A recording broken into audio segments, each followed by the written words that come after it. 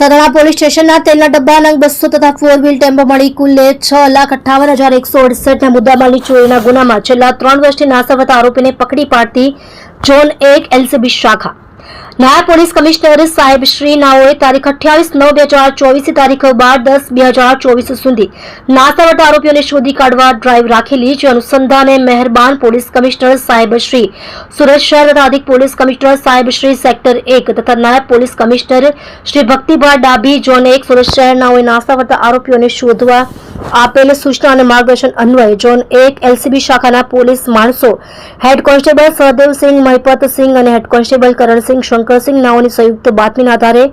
આરોપી નામે ચેતનભાઈ બિપિનભાઈ પટેલ ઉંમર વર્ષ 32, ધંધો ડ્રાઇવિંગ, રહે 501 5મો માળ,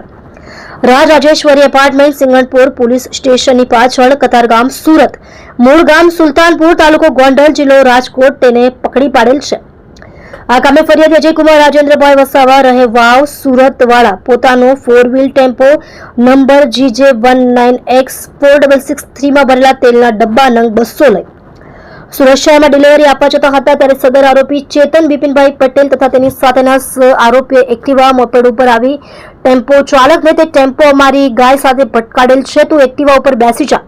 તેમ કહી ફરિયાદીને તેઓની સાથે લઈ જઈ ફરિયાદીના મોબાઈલના સિમ કાર્ડ કાઢી લઈ ફરિયાદીને આમ તેમ ગોળ ગોળ ફેરવી તે દરમિયાન ફરિયાદીની નજર